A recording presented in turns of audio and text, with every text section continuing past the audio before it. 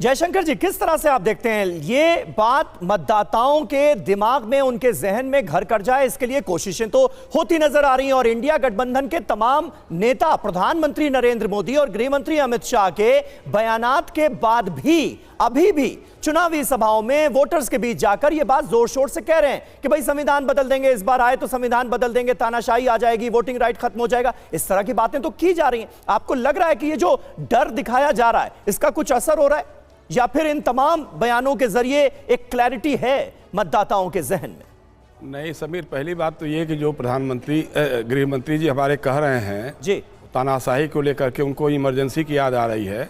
अब इमरजेंसी के समय वो कहाँ थे मुझे नहीं मालूम है। मैं तो कम से कम इमरजेंसी में जेल में था, मेरे पिताजी भी जेल में थे, एक साथ हम दोनों जेल में थे।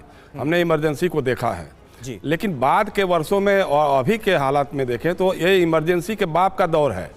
कोई इमरजेंसी घोषित नहीं है लेकिन अघोषित आपातकाल का दौर चल रहा है, जहाँ पे यूएपीए पत्रकारों पर भी लगाया जा रहा है। नेताओं को उठा करके बंद कर दिया जाए बिना किसी सबूत के। आज तक कोई सबूत नहीं मिला सत्येंद्र जैन के बारे में, मनीष सिसोदिया के बारे में, संजय सिंह के बारे में, अरविंद केजरीवाल के बारे में, लेकिन उनको उठा करके जेल में भेज दिया जाए, मुख्यमंत्री को जेल में बिठा दिया जा रहा है। आप देखिए कि क्या हालत है तानाशाही का मामला।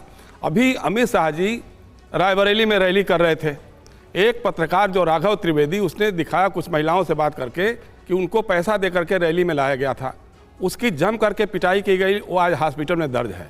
तो अब इस पर आप देख लीजिए कि कौन सा दौर चल रहा है ये। दूसरी बात ये कि वो जो कह रहे हैं जी कि संविधान बदलने वाली बात एकदम सही है, प्रधानमंत्री जी भी बार बार कह रहे हैं। अमित शाह जी ने तो, उनको तो पता नहीं नानी और दादी का भी फर्क नहीं मालूम है। वो कह देते हैं कि साहब राहुल बाबा के अगर नानी भी आ जाएंगे तो सीएए को नहीं बदल सकती हैं।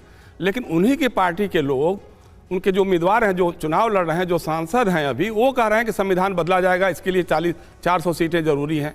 भाई उनको आपने पार्टी से निकाला क्या? उनके ऊपर कोई, उनको आपने स्नब किया क्या?